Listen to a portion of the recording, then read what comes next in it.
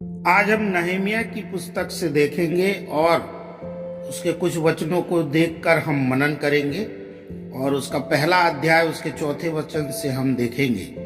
और मैं उन वचनों को पढ़ देता हूं।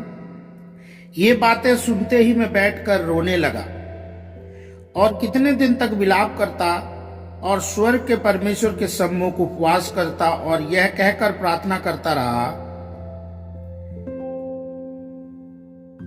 हे स्वर्ग के परमेश्वर यहोवा, हे महान और भययोगी ईश्वर, तू जो अपने प्रेम रखने वालों और आज्ञा मानने वालों के विषय अपनी वाचा पालता और उन पर करुणा करता है, तू कान लगाए रहे और आंख खोले रहे कि जो प्रार्थना में तेरा दास इस समय तेरे दास इस्राएलियों के लिए दिन रात करता हूं, उसे तू सुन ले। मैं इस्राएलियों के पापों को जो हम लोगों ने तेरे विरुद्ध किए हैं मान लेता हूं।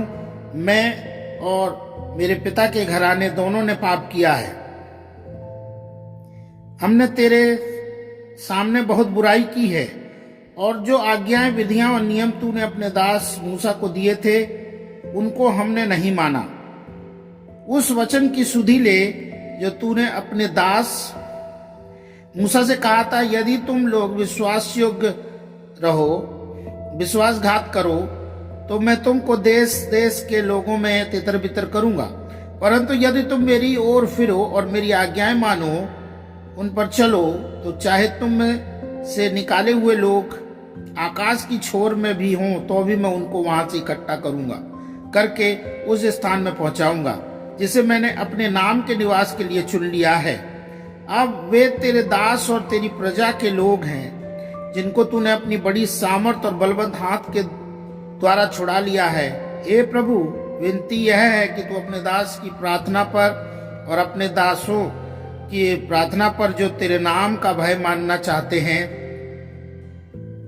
कान लगा और आज अपने दास का काम सफल कर और उस पुरुष को उस पर दयालु कर। मैं तो राजा का प्याऊ था। ये जो वचन हमने अभी पढ़े हैं, पहला अध्याय उसके चौथे वचन से लेकर, और ये बहुत ही सामर्थी बातें यहाँ पे बताई गई है। दो तीन बातों को ध्यान में रखते हुए हम आज मनन करेंगे। नहमीया कौन सी बातों को सुनकर जो है रोने लगा और कई दिन तक विलाप करता रहा और स्वर्ग के परमेश्वर के सम्मुख उपवास करता और यह कहकर प्रार्थना करता रहा। क्या ऐसी बात थी? ये वो बात थी जो भाई उनसे मिलने के लिए आए थे, क्योंकि ये स्वयं राजमहल में कार्यरत था। और हम देखते हैं कि कुछ भाई उनसे मिलने के लिए आते हैं और वहां का हालचाल जब पूछता है तो वो कहते हैं कि यरूशलेम की शहरपना जो है अभी भी टूटी पड़ी हुई है और उनकी दुर्दशा है और उस कारण से हमारी नाम धराई होती है। इस बात को सुनकर जो है नहमीया रोने लगा। वो ऐसो में था, आराम में था, उसे किसी बात की परेशानी नहीं थी। लेकिन जब ये बात उसको पता चली कि मेरे जो भाई हैं वे कैसी दुर्दशा में हैं, वो बैठकर रोने लगा।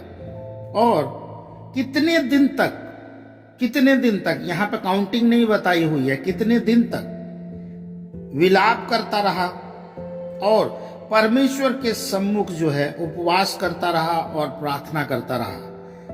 और आज हम इन बातों को देखेंगे। जब हमें पता चलता है कोई भी ऐसे समाचार जो हमारे विपरीत है, हमारे अनुकूल नहीं है, तो हम किस प्रकार का प्रत्युत्तर और रिएक्ट करते हैं।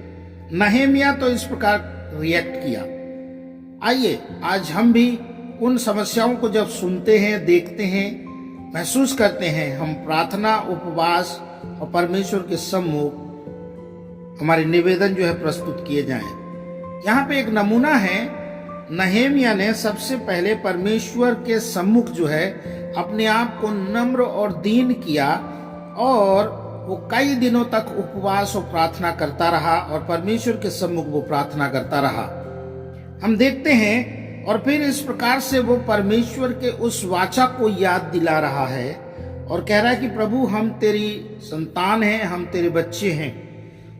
और हम देखते हैं और वो इस बात को भी स्वीकार कर रहा है। उपवास और प्रार्थना में जाने के बाद वो जो इस्राएलियों ने पाप किया था जो, और उस पाप को भी वो स्वीकार करता है। आज हम जल्दी अपनी गलतियों को स्वीकार नहीं करते, दूसरों के पाप को मान रहा है।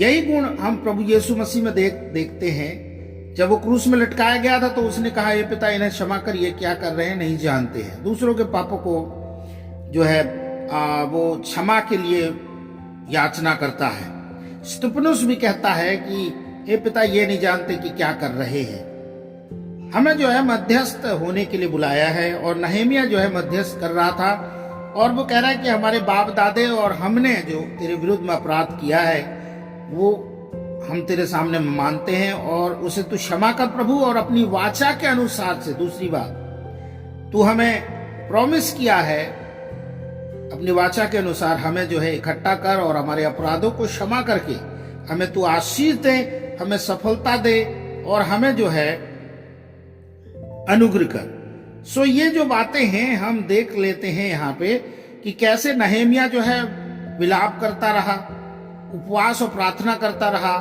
और परमेश्वर के वाचा के अकॉर्डिंग जो है वो प्रार्थना कर रहा है, और परमेश्वर को याद दिला रहा है और कह रहा है। क्या परमेश्वर भूल गया है? नहीं। परमेश्वर को उसके वाचा जब हम याद दिलाते और प्रार्थना करते हैं, परमेश्वर जो है ये देखना चाहता है कि उस वाचा को हम याद कर रहे हैं कि नहीं कर रहे हैं जो प्रभु ने हमसे बांधी है। कई बार जब हमारे ऊपर मुसीबत परेशानी आती है तो हम परमेश्वर के कहे हुए वचन को भूल जाते हैं, लेकिन हमें भूलना नहीं है। और जब हम उपवास और प्रार्थना में होते हैं तो हमें इन सब चीजें जो है पवित्र आत्मा याद दिलाता है। हम उपवास और प्रार्थना कर रहे हैं, उपवास और प्रार्थना के जरिए से जो है वो परमेश्वर की गूढ़ बातों को बता रहा है।